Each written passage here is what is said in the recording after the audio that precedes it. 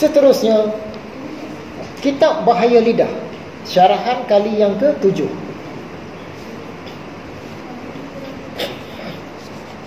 Mula-mula kita imbas sedikit apa yang kita dah kongsi dalam kuliah yang lepas tentang kitab Bahaya Lidah.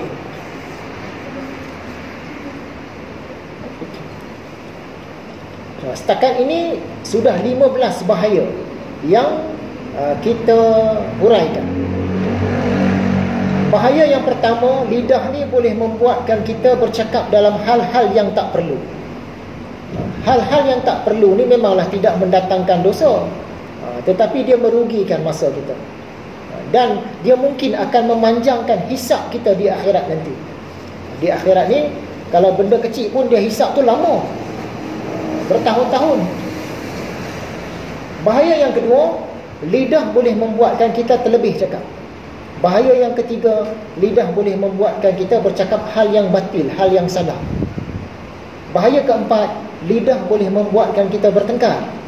Bahaya kelima, boleh mewujudkan permusuhan. Bahaya keenam, dia boleh membuatkan kita berdalam-dalam dan memberat-beratkan dalam berbicara.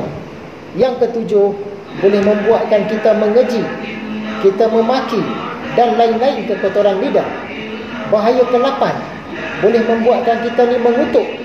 Bahaya ke-9, boleh membuatkan kita ni lara berlebih-lebih dalam nyanyian dan syair. Bahaya ke-10, boleh membuatkan kita ni banyak bersenda gurau.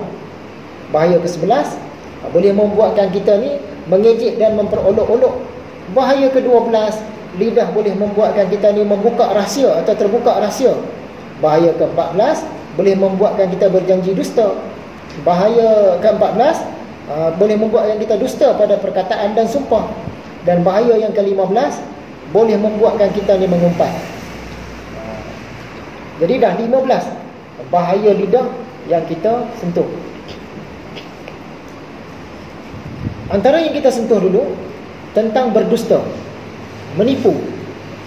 Berdusta atau menipu ini pada dasarnya tak boleh, tapi dalam keadaan-keadaan tertentu dia ada kelonggaran, keadaan-keadaan yang dibenarkan oleh agama. Menipu ni dia tak dibenarkan kerana ia membawa malarat dan membawa mudarat. Dia bawa bahaya, kesan dia tu buruk. Tapi kadang-kadang dibenarkan kerana ada manfaat atau muslihat-muslihat tertentu dalam hal-hal tertentu yang kita dah huraikan dah dulu. Bukan dalam segala hal ni boleh menipu. Dusta ni haram kecuali kalau ada darurat, kalau ada keperluan. Kalau dusta atas kehendak, dia tak boleh. Dusta atas keperluan boleh. Contohnya, untuk mengurangkan permusuhan antara dua pihak, kita boleh dekatkan mereka lah dengan cara yang bukanlah dusta yang melampau. Dusta tak melampau. Contohnya lagi dalam hubungan suami isteri, perkara-perkara silam dia jangan diungkit-ungkit. Kadang-kadang ada perkara-perkara sebelum kahwin yang isteri dia pernah berpasang-pasangan, suami pernah berpasang-pasangan, pernah berzina ke, pernah apakah. Dah kahwin dia pergi cerita pula, padahal benda tu tak keluar pun. Yang tu senyap. Senyap. Yang tu boleh berdusta sebab nak mengikat hubungan tu tadi. Contohnya lagi dalam peperangan, kita ditangkap oleh pihak musuh soal siasat kita boleh menipu. Itulah antara keadaan-keadaan yang dibenarkan untuk berdusta. Bukan dalam semua keadaan. Tetapi kata Imam Ghazali, had, batas dia, setara mana yang dibenarkan berdusta itu susah kita nak tetapkan. Takut-takut kita tergelincir. Tergelincir kita pergi termasuk dusta yang tak dibenarkan. Oleh sebab itu, seboleh-bolehnya elakkan daripada berdusta langsung.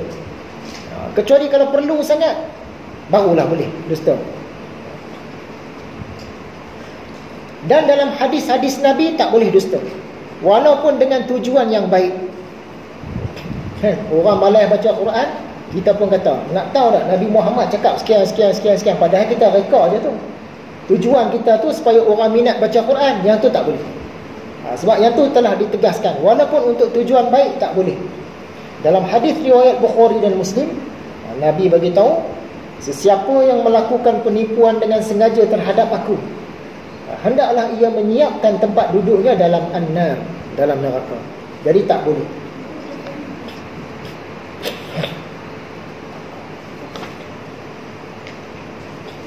Apakah contoh-contoh umpatan? Umpatan ni ialah bila kita cakap sesuatu yang kalau orang tu dengar dia tak suka. Yang tu termasuk umpatan. Contohnya kita kata tentang tubuh badan dia. Kita kata mata dia tak elok ke, kepala dia botak ke, badan dia tu kenek ke, ataupun renjong sangat ke, atau dia tu kulit gelap sangat ke, kulit terlalu kuning dan sebagainya. Ini tentang tubuh badan. Kalau orang tu, kalau dia dengar dia tak suka, kita tak boleh sebutlah umpatan. Tapi kalau orang tu dia dengar dia okey, yang tu tak termasuk umpatan. Kadang-kadang ada orang berkulit gelap, kulit hitam, dia bahasakan diri dia black. Hitam lah tu. Kita sebut, nak tahu tak black semalam dia buat gini. Yang tu bukan umpatan, sebab dia memang okey dengan panggilan black tu tadi. Tapi kalau orang tu dia tak okey, dipanggil black, jangan panggil black. Biasanya orang lelaki panggil black okey, orang perempuan kalau panggil black dia tak okey. Jangan kita sebut tu saudari black tu gini. Tak boleh. Umpatan lagi contohnya tentang keturunan. Kita ungkit keturunan orang tu, kata keturunan orang fasik, keturunan orang suka buat maksiat, keturunan orang jahat, keturunan buat kerja-kerja rendah, keturunan tukang kasut, keturunan tukang sapu, keturunan macam-macam keturunan lah. Itu pun mengumpat. Contohnya lagi tentang kelakuan. Kita katakan orang tu kedekut, orang tu sombong, orang tu riak, orang tu jenis pemalas dan sebagainya. Contohnya lagi tentang perbuatan. Orang tu peminum arak, orang tu pengkhianat, orang tu tak beratkan untuk solat, tak peduli zakat dan macam-macam lagi. Tentang perbuatan duniawi, orang tu tak sopan, dia pandang remeh orang lain, dia tu jenis banyak cakap, dia tu jenis banyak makan, dia tu jenis banyak tidur. Kalau dia dengar tu dia tak suka, maksud dia umpatan lah tu. Kita tak boleh cakap. Dan lain-lain.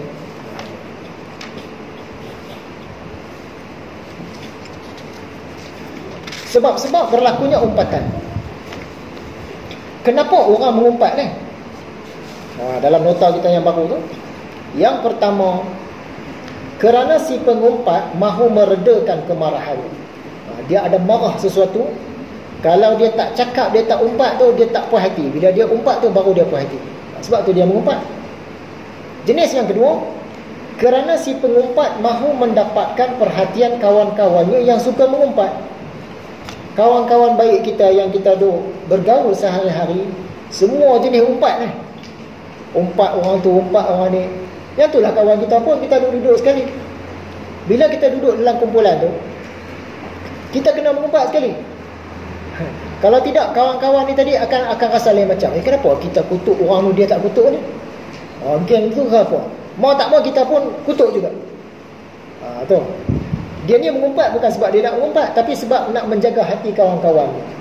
Kawan-kawan dia mengumpat seseorang, dia pun memang sungguh, dia pun umpat sekali. Padahal asalnya dia bukan niat nak mengumpat pun, tapi nak jaga geng-geng ni tadi. Yang ketiga, kerana si pengumpat berasa tercabar oleh seseorang. Yang keempat, kerana si pengumpat nak melepaskan diri daripada sesuatu masalah atau sesuatu bebanan atau sesuatu tanggungjawab. Yang kelima, kerana si pengumpat nak naikkan saham diri dia. Jadi dia umpat orang lain ni supaya orang lain ni jadi rendah dan dia naik tinggi. Yang keenam, kerana dengki. Yang ketujuh, kerana si pengumpat mahu orang lain beri perhatian kepada dia.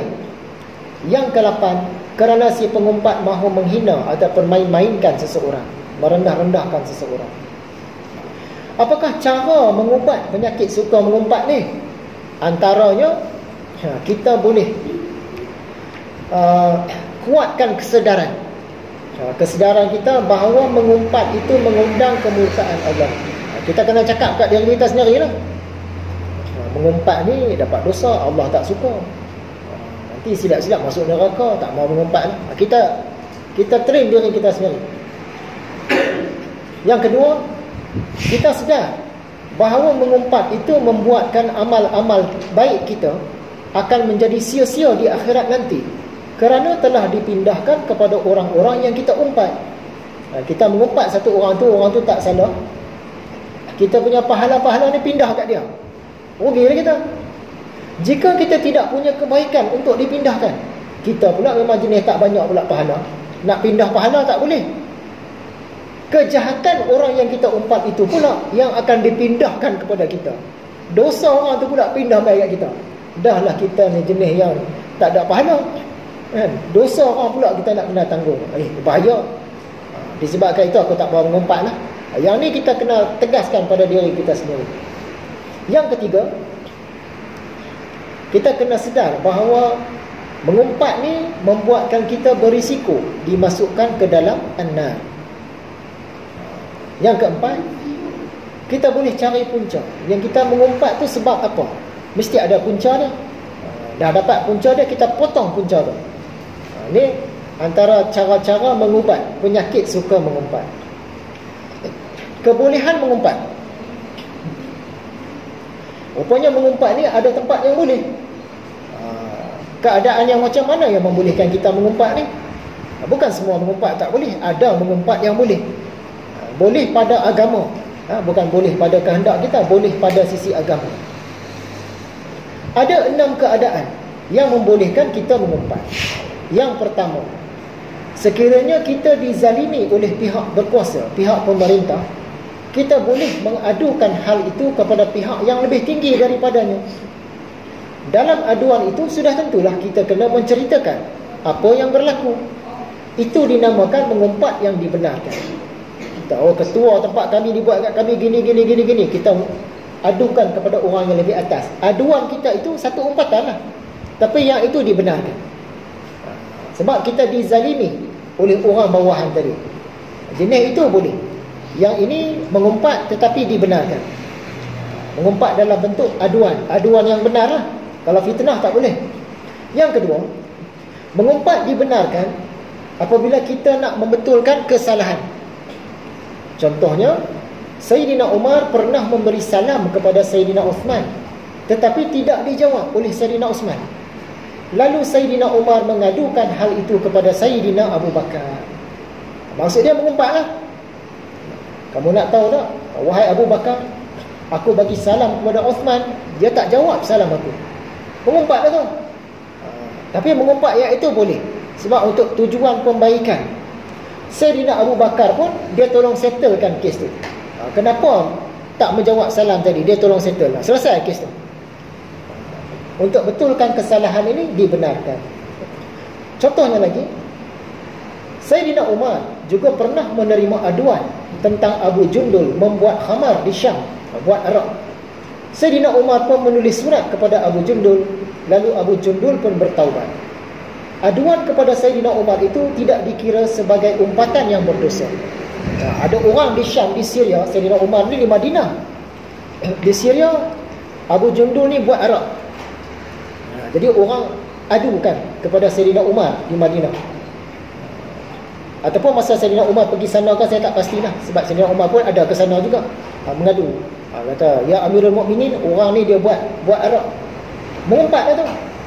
Mengumpat jenis itu boleh, sebab nak betulkan kesalahan. Jadi bukan semua mengumpat ni tak boleh. Jenis yang ketiga, mengumpat dibenarkan apabila kita nak minta fatwa daripada mufti ataupun mana-mana pihak yang layak berfatwa. Kalau zaman dulu jawatannya qadi. Kita boleh menceritakan masalah yang kita hadapi dan tentang orang-orang yang terlibat. Jika dapat dibuat secara kinayah, maksud secara sindiran, tak cerita terus-terus, itu adalah lebih bagus. Tapi kalau nak mudah cerita, kita nak minta apa hukumnya? Kat rumah saya berlaku begini, Tuan Khadi, apakah hukumnya? Bila dia cerita begini, itu dah tentulah dia akan cerita apa yang berlaku, siapa yang terlibat. Itu mengumpat. Tetapi mengumpat jenis itu dibenarkan. Sebab mengumpat jenis ni dia nak minta fatwa, boleh. Fitnah tak boleh. Aduan boleh. Contohnya, Hindun binti Utbah berkata kepada Nabi SAW.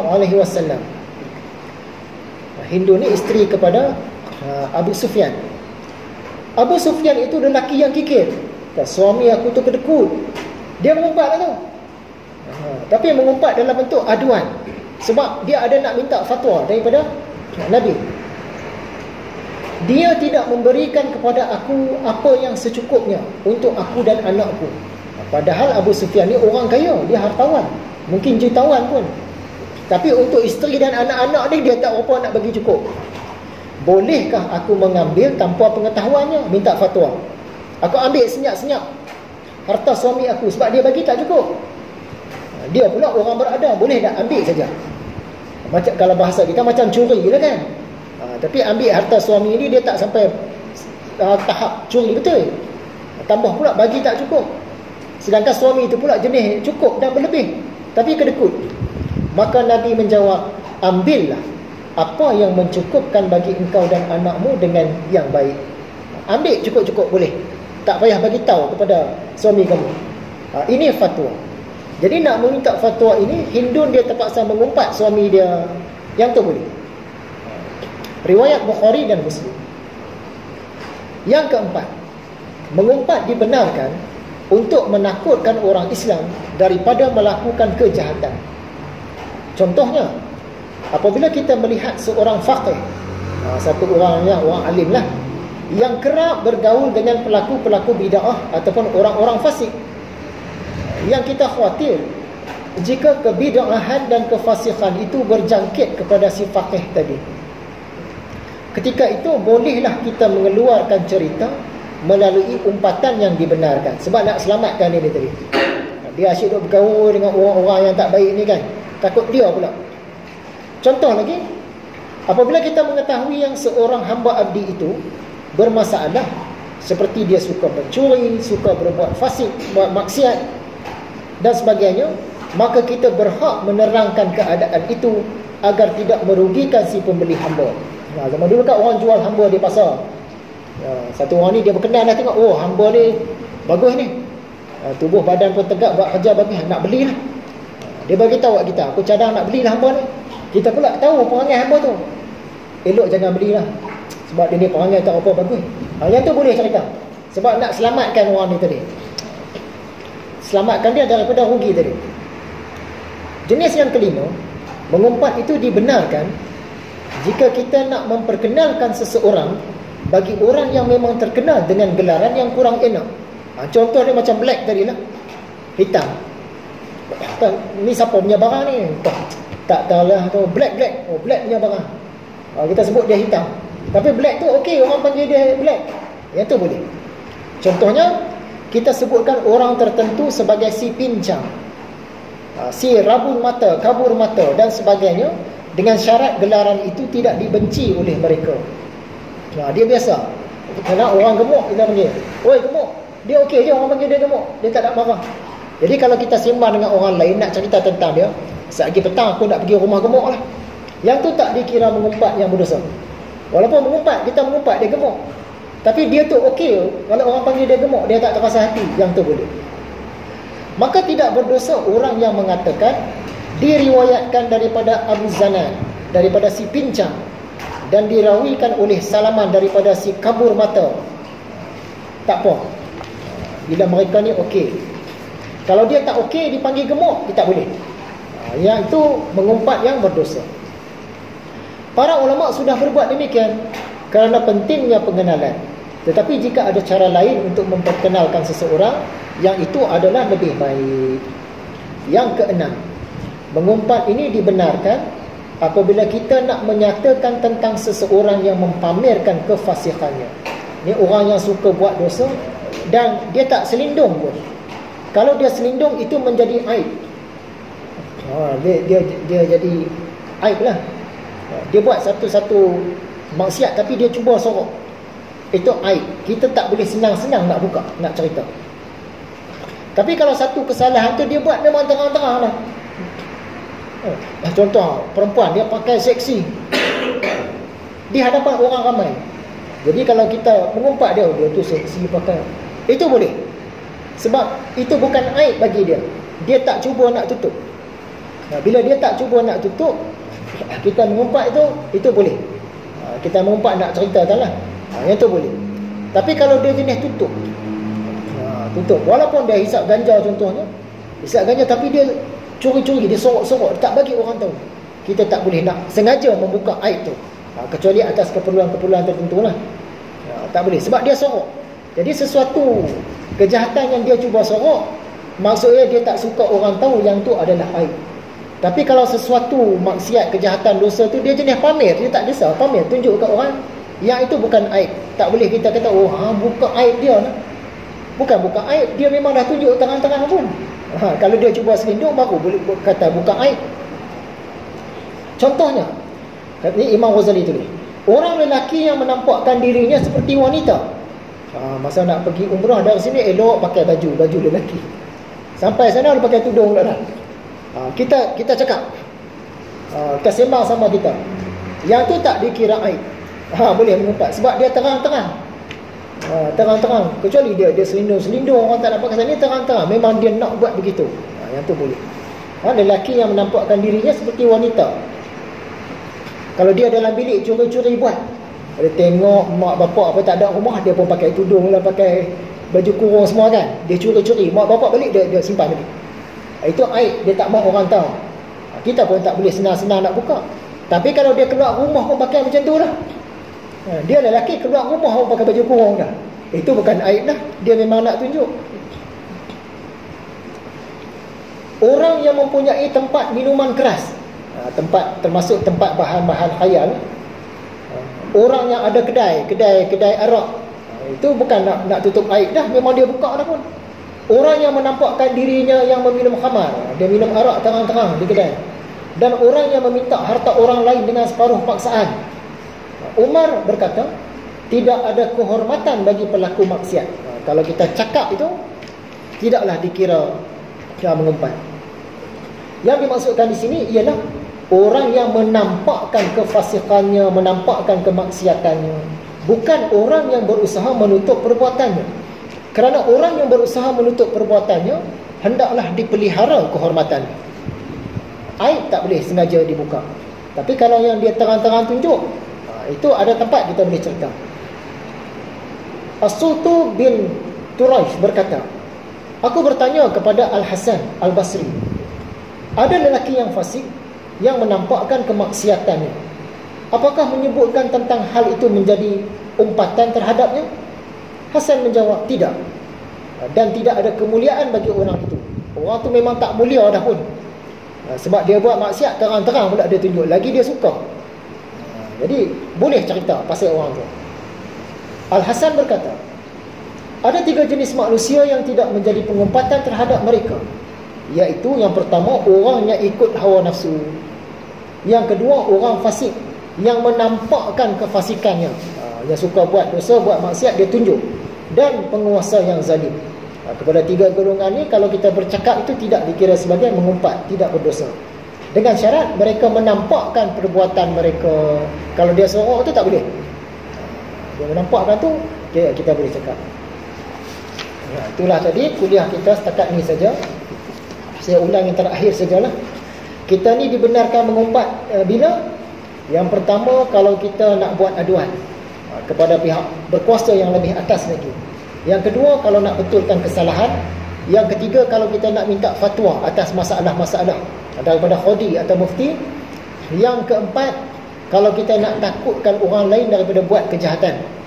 Yang kelima, kalau kita cakap itu, gelarkan seseorang itu dengan gelaran yang dia okey, dia tak kisah walaupun gelaran tu buruk. Yang keenam, kalau orang tu dia tunjuk dia punya salah tu, dosa tu dia tunjuk, dia tak cuba selindung, yang tu boleh cerita. Wallahu a'lam. Jadi sekadar itu sajalah untuk kali ini.